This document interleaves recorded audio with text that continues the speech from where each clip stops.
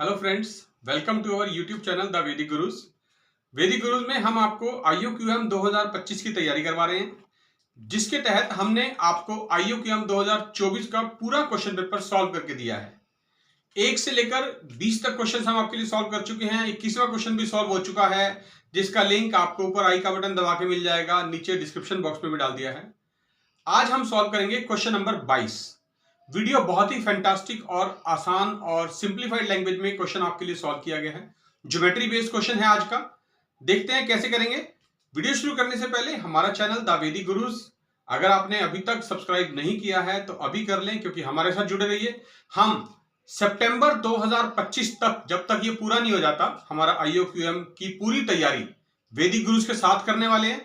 और भी बहुत सारी एक्साइटिंग फीचर्स हम आपके लिए लेके आएंगे। पेपर से रिलेटेड पूरी जानकारी हम आपको देंगे। तो आज शुरू करते हैं क्वेश्चन नंबर 22। देखते हैं कैसे करेंगे।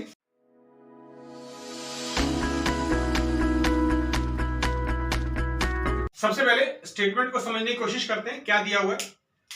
एक ट्रायंगल है, राइट ट्रायंगल दी हुई है ABC, जिसमें पॉइंट A पर 90 का एंगल है। तो ये हमने एक ट्रायंगल ड्रॉ करी है BAC, जिसमें ये पॉइंट A पर हमारा राइट ट्रायंगल है, 90 का एंगल है यहां पर, तो ये राइट एंगल ट्रायंगल हो गई। ये गिवन है D be the point on BC such that AB plus BD is equal to AC plus CD। और ये भी गिवन है कि BD रेशियो DC जो है वो 2:1 है। यानी इस राइट ट्रायंगल में ये 90 का एंगल है, ये हाइपोटेन्यूज बनेगा लॉन्गेस्ट साइड। इस हाइपोटेन्यूज पर एक पॉइंट D दे रखा है, जिसकी रेशियो 2:1 है। यानी अगर मैं इस पार्ट को x मान लूं तो ये वाला पार्ट जो है ये 2x होने वाला है। क्वेश्चन शुरू करने से पहले हम क्या करते हैं, जैसे हमारे पास ये पॉइंट D है x और ये 2x है, ऐसा ही एक और पॉइंट जैसा D था मैं यहां पर एक और मानने वाला हूं, मान लीजिए E। वो भी क्या करेगा, वो इस तरह से लिया हमने कि ये जो मेरी लाइन है BC, ये 3 इक्वल पार्ट्स में डिवाइड हो जाए। BE भी x हो जाए, DE भी x हो जाए और DC भी x हो जाए। तो यानी मेरे पास मैंने क्या किया, जो हाइपोटेन्यूज था इस ट्रायंगल BC का, उसको 3 इक्वल पार्ट्स में डिवाइड कर लिया। एक पॉइंट D गिवन था, पॉइंट E मैंने अज्यूम कर लिया। अब मैं क्या कर रहा हूं, मैं E को पॉइंट A से ज्वाइन कर लेता हूं, पॉइंट E को A से ज्वाइन कर लेता हूं और पॉइंट D को भी A से ज्वाइन कर लेता हूं, पॉइंट D को भी A से ज्वाइन कर लेता हूं।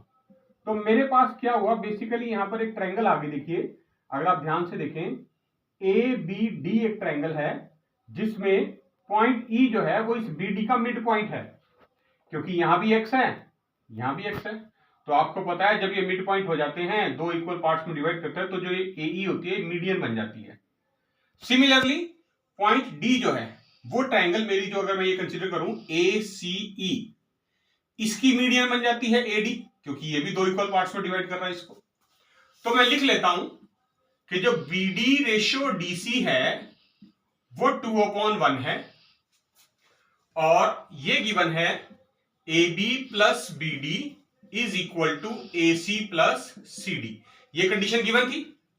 इस कंडीशन में अगर अब मैं इसको x की फॉर्म में लिखूं तो आप देख सकते हैं AB तो मैं एज इट इज रहने देता हूं, जो ये BD है मेरा, यहां पर फिगर में देखिए, ये जो BD है इसके दो पार्ट हैं, ये एक तो AEX और एक ये EDX, यानी x प्लस x, मैं 2x लिख सकता हूं इसको। और AC जो है मेरा, AC कहां है, ये AC, ये एज इट इज रहने वाला है, प्लस CD की बात करते हैं, फिगर में फिर से देखूं CD, तो वो x दिया हुआ मैंने, तो मैं CD की जगह पे x लिख देता हूं। तो मैंने जो इक्वेशन स्टेटमेंट कंडीशन थी मेरे पास, AB plus BD is equal to AC plus CD, उसकी जगह AB प्लस BD के प्लेस पे 2x लिखा फिगर में से देख के, AC प्लस CD की जगह भी x लिखा फिगर में से देख के। तो यहां पर मुझे पता चल रहा है कि AB ये 2x है, यहां पर ये x है, ये x इधर आके माइनस हो जाएगा, तो 2x माइनस x सिर्फ प्लस x बचेगा, इज इक्वल टू AC। तो यहां से अगर x की वैल्यू निकालना भी चाहें तो AC माइनस AB आ सकती है, या हम इसको भी इक्वेशन 1 मान सकते हैं कि AB प्लस x जो है वो AC के इक्वल है। अब हमें स्टेटमेंट में गिवन है BD रेशियो DC, ये जो था ये 2:1 था। एक और चीज, सबसे इंपॉर्टेंट बात जो हमने ध्यान में रखनी है, कि ये जो ट्रायंगल हमें गिवन थी स्टेटमेंट में स्टार्टिंग में BAC, इसमें एक हिंट दिया हुआ है कि ये ट्रायंगल राइट ट्रायंगल है और पॉइंट ए पे 90 डिग्री का एंगल है। आपको पता है जब 90 डिग्री का एंगल होता है और राइट ट्रायंगल होती है तो सबसे पहली बात जो दिमाग में आती है वो आती है पाइथागोरस थ्योरम, कि भाई हम इसके अंदर पाइथागोरस थ्योरम लगा सकते हैं। तो पाइथागोरस थ्योरम लगा देते हैं, देखते हैं क्या बनेगा।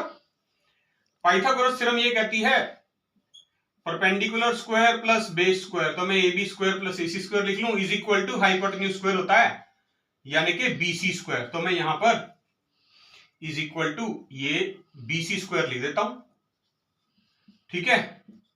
तो ये ए बी स्क्वायर प्लस ये ए सी square is equal to bc के प्लेस पे मुझे क्या लिखना है, बीसी देखिए फिगर में, ये बीसी है, ये तीन पार्ट से मिलकर बना है, ये वाला पार्ट एक्स, ये वाला पार्ट एक्स और ये वाला पार्ट एक्स, यानी x plus x plus x 3x और उसका होल स्क्वायर।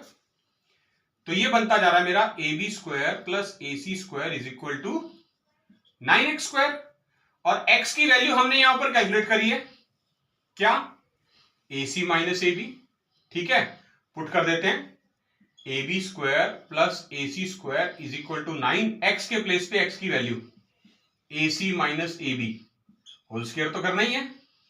तो देखिए ये ए सी माइनस ए बी का होल स्क्वायर हो गया, यहां भी A B square plus A C square है, होल स्क्वायर ओपन कर दो इसका, क्या फॉर्मूला लगाएंगे, A minus B whole square यानी a square plus b square minus 2ab। देखते हैं क्या बनेगा, a B square plus A C square is equal to 9 बाहर ही रखते हैं अभी, ये होल स्क्वायर ओपन कर देते हैं, ये बन जाएगा a C square plus a B square minus 2ab यानी 2 times of a C multiply A b.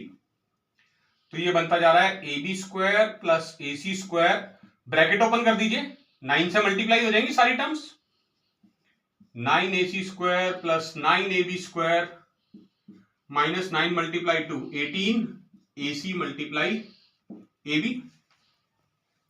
सारी टर्म्स एक तरफ कर लीजिए, ए बी स्क्वायर उधर जाके माइनस हो जाएगा, ए सी स्क्वायर उधर जाके माइनस हो जाएगा, A B square 9 A B square में से माइनस होगा तो 8 ए बी स्क्वायर बचेगा, ये ए सी स्क्वायर 9 ए सी स्क्वायर में से माइनस होगा प्लस का 8 ए सी स्क्वायर बचेगा, और माइनस का 18 multiply A C into A B है, ये एज इट इज रहने देंगे इसको, इक्वल टू 0। अब सबसे इंपॉर्टेंट बात जो है, ये क्वाड्रेटिक क्वेश्चन तो हमने बना ली यहां पर एक ए बी और ए सी में। अब देखिए इक्वल टू 0 है और 8 8 और 18, तो इसका मतलब हम इसको 2 कॉमन ले सकते हैं, यानी डिवाइड कर दो 2 से, छोटी हो जाएगी थोड़ी सी, 4 A B square plus 4 A C square minus 9 A C multiply A B is equal to 0। यहां तक निकालने के बाद ये जो इक्वेशन 2 मान लेता हूं मैं इसको, मुझे ये चेक करना है स्टेटमेंट में फाइंड आउट क्या करना है। स्टेटमेंट में फाइंड आउट करने के लिए बोला है ए सी अपॉन ए बी की रेशियो। तो ये जो इक्वेशन 2 आई है इसको लिख देंगे dividing both sides by a B square.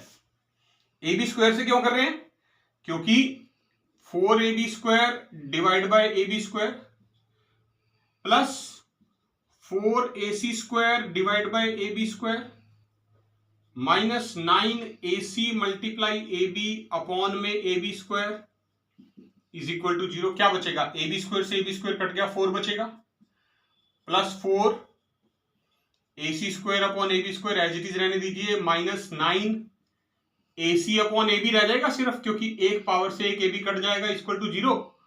और अब मेरे पास थोड़ा सा काम मुझे आसान करना है, क्योंकि देखने में काफी मुश्किल लग रहा है आपको, कॉम्प्लिकेटेड लग रहा होगा।